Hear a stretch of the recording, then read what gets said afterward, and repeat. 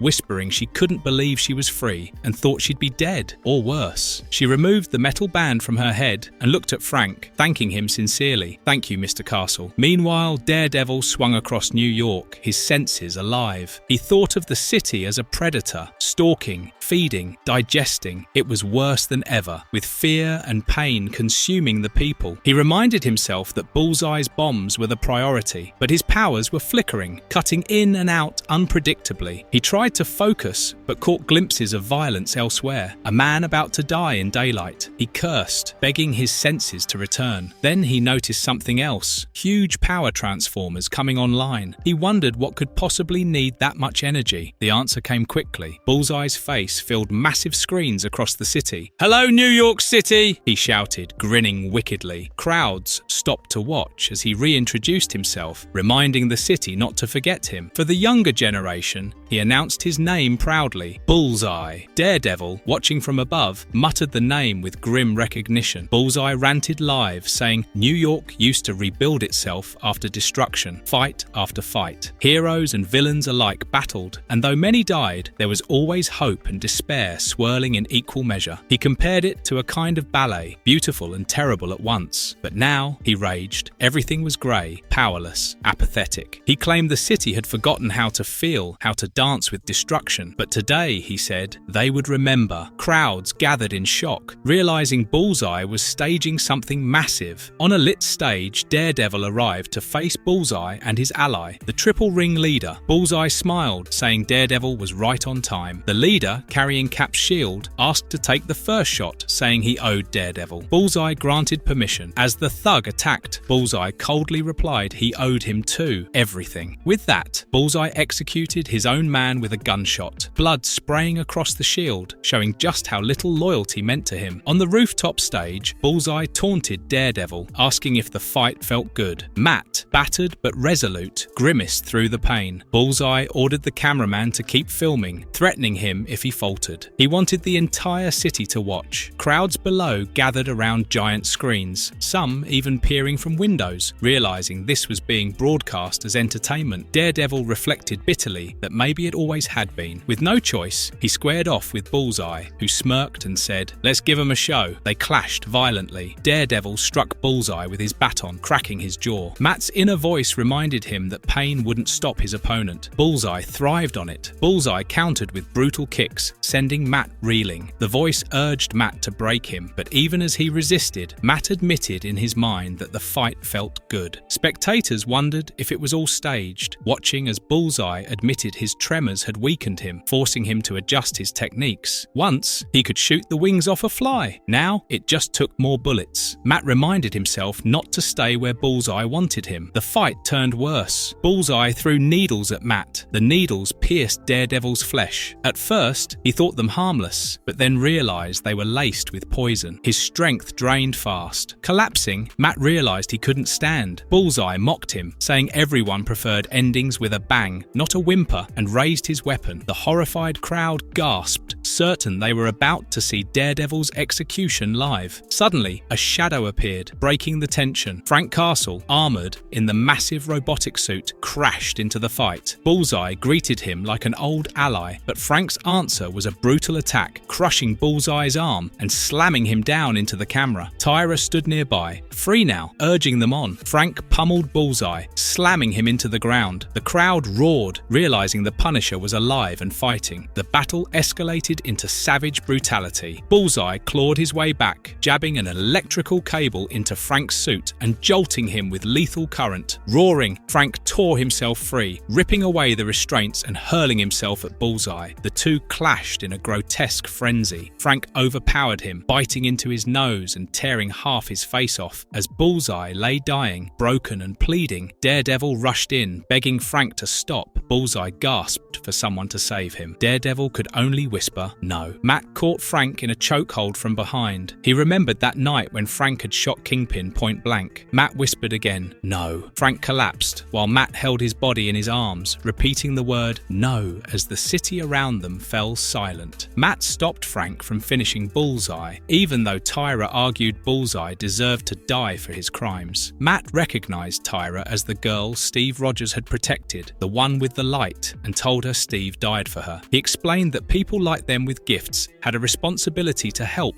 not kill. Their role was to stop deaths, not cause them. Even when they failed, they had to keep trying, even with people like Bullseye. Matt confronted Bullseye, demanding to know where the bombs were. Bullseye, bloodied, said he would show him. He thanked Matt as an old friend, claiming they had done this together. From above, crowds gathered, drawn to the spectacle. Bullseye explained he couldn't have gathered so many alone. They came because it was more than just him. Matt struggled, nearly blind and weakened, realizing his powers were almost gone. Bullseye pulled out a detonator. Matt panicked, trying to see and realizing he couldn't. He lunged, tackling Bullseye off the roof as the villain mocked him. The two crashed through the air, grappling. Bullseye told him this was the problem. They never stopped. As they fell, Matt tried to wrest the detonator from him. Bullseye explained this was the reason he was here now, his purpose. In their violent descent, the two smashed through glass onto a van. The detonator fell aside. Matt apologized, saying he wished he had found another way. Bullseye, mangled, told him not to worry. He said he liked it, that they both played their parts and people would remember. But he insisted the show must go on. With his last act, Bullseye spat out a loosened tooth, flicking it with deadly precision to strike the detonator. It activated. Explosions tore through the city with a deafening roar. Buildings collapsed in fire and green smoke spread the radiation. People screamed, running in terror. Some begged it not to happen again. From above, Daredevil heard only silence afterward. Amid the destruction, Matt staggered through ruins, narrating the moment just before panic fully hit. He described how, before the screams, there was a stillness. Then it would come. He could smell what was in the bombs. Another dose, his punishment. Around him, survivors cried out, blinded, begging for help. Some fought blindly, lashing out in confusion. Matt examined himself, noting the damage, a steel beam through his gut, wounds no hospital could fix. He admitted it might be his last move. Voices filled the air, people wounded, frightened, killing each other in fear. He begged God for guidance, asking how to help,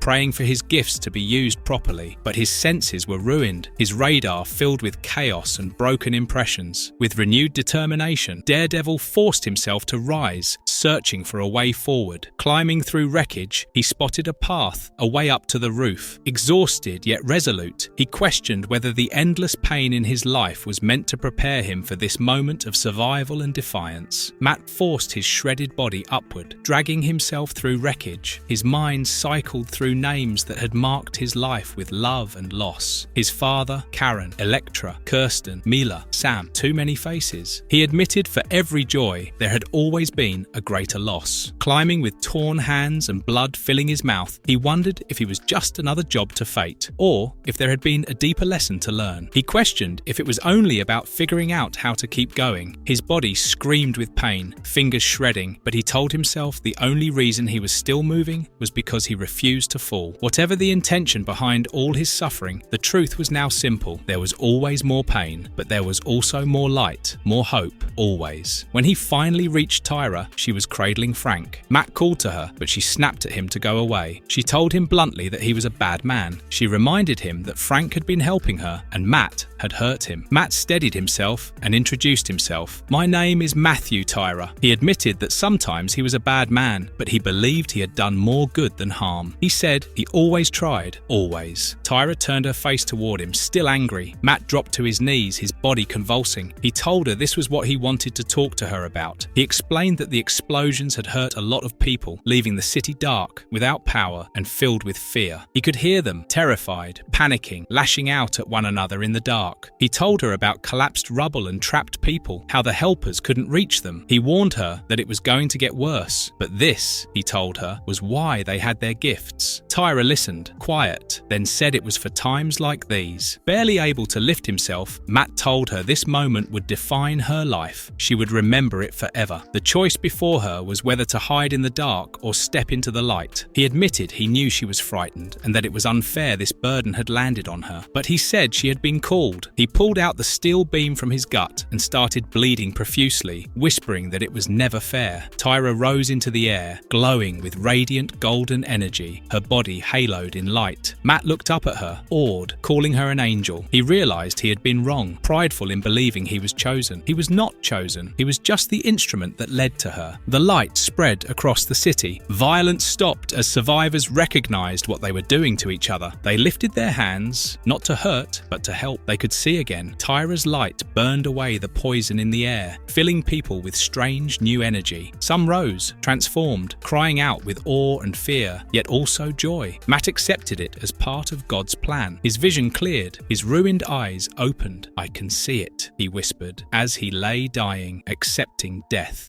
Marvelous verdict. And so, the curtain falls on Daredevil, Cold Day in Hell. The stage is littered with broken bodies, torn sinew, and the stink of burning flesh. Bullseye's laughter curdled into a scream. Punisher's rage left the snow painted black and red, and Daredevil God's battered devil dragged himself through agony to keep the city from drowning in its own blood. Yet even in the ruin, the bombs tore holes into Hell's Kitchen, unleashing clouds that made the survivors writhe, claw, and cry for mercy. Through that torment, Tyra rose, blazing with a light that seared away poison and fear alike, while Matt lay broken, his body shredded but his will unyielding. Heroes like Daredevil do not die clean. They die screaming, coughing blood into the snow, and rising again when the city needs them most. This was not salvation, this was survival, and survival is always painted in crimson.